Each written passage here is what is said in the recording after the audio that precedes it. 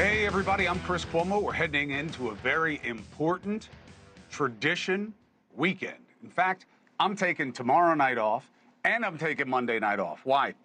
Because tradition matters. Tradition matters. And Memorial Day matters. Just for everybody at home, remember, there's a difference between Memorial Day and Veterans Day, right? Memorial Day are those who gave their lives in service to this country.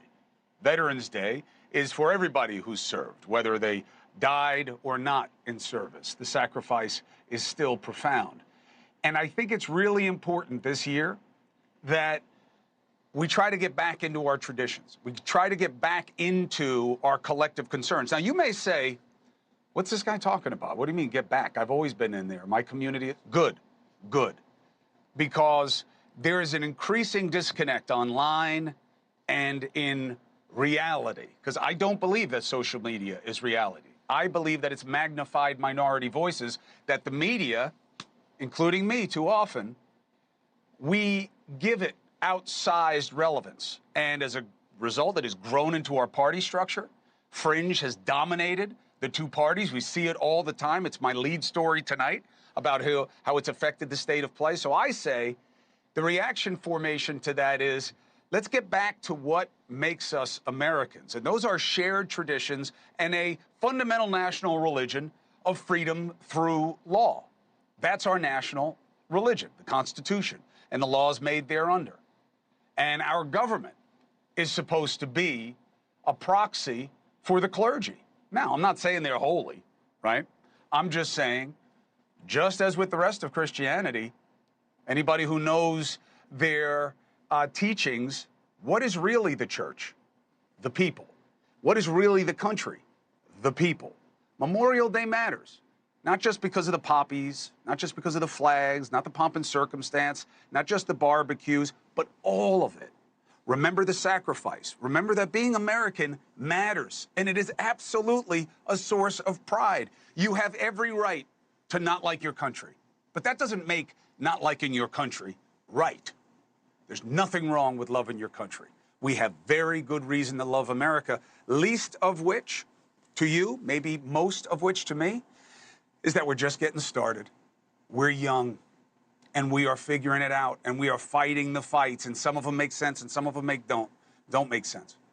But enjoy this weekend. Get together with friends. Be with your family. Feel good about yourself. Feel good about the potential that we can have together. All right?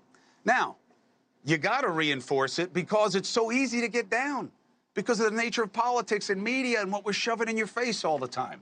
We try to do it differently here at News Nation, specifically on my show, at least, but there's still a lot of stuff to deal with, and that's important, too. So here's something unique heading into a Memorial Day weekend. We've never seen this before.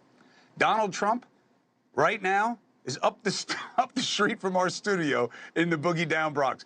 I'm laughing because the idea of Trump in the Bronx is like anathema. When the guy lived in New York City, he never went to the Bronx. And now he's holding a rally in an attempt to win over black and Hispanic voters. And I got to tell you, that's not a joke.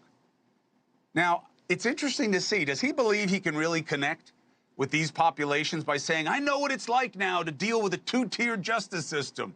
You people were right. Is he going to remind them that he's never seen a police use of force that he was bothered by? Can he really sell them that he was better for them as president? Here's some of what he said. African Americans are getting slaughtered. Hispanic Americans are getting slaughtered. And these millions and millions of people that are coming into our country, the biggest impact and the biggest negative impact is against our black population and our Hispanic population, who are losing their jobs, losing their housing, losing everything they can lose. They're the ones that are affected most by what's happening. Now, what's interesting is he's saying they, but he's talking to them. He should have been saying you. Now, what is that? That's just, him reading a speech or not really connecting with that population because they're not his people. They should be, but they're not. Is he telling them the truth? No. Migrants are not taking your jobs, okay? They are filling jobs that you aren't taking. In fact, migrants and immigration are a big slice of the economic growth and recovery since the pandemic. Now, look, we got to learn to hold two thoughts in our heads at the same time, okay? What I just said is true, and our immigration system is, fill in the ugly word, it's broken. It's a mess. Our southern border is a mess, and Biden owns it, okay? So two things can be true at once. We struggle with that. Why? Because all people want to hear is what's good for their side and demonizes the other. You got to be a critical thinker. You got to be independent. And also, I may be mocking Trump being in the Bronx, and with good reason, but I'm not comparing Trump to some standard of perfection. I'm comparing him to the alternative. Biden is slipping in recent polls with the same populations that are in the Bronx. Trump's support among black voters has doubled from the same time last year. Is that a misleading notion? Yeah, kind of. I didn't write that. And he's going to probably top out at somewhere between 15 and 20% with minority voters.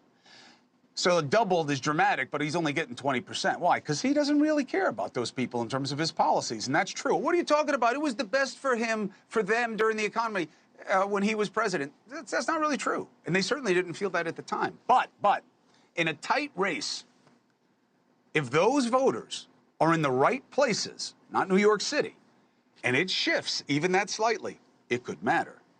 Now, before my Democrat brothers and sisters roll their eyes, please focus them on the screen, because I'm not just pulling this out of my pie hole. President Biden agrees with me. You know how I know? He spent big money on an ad to win back this population right now. I'm Joe Biden, and I approve this message. Of course I hate these people.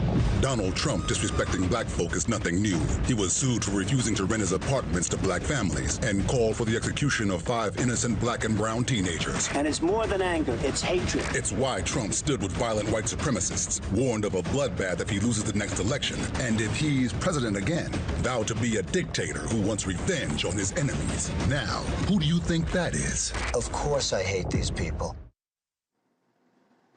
Now, my guess is, if you dig into the context, that will not seem that fair. But welcome to the state of play. It's all about demonizing the other side. Why? Because in a two-party system, that's the only place you can go. It's naturally zero-sum. Nobody's going to waste their time convincing you that they have a better idea or they can make something happen.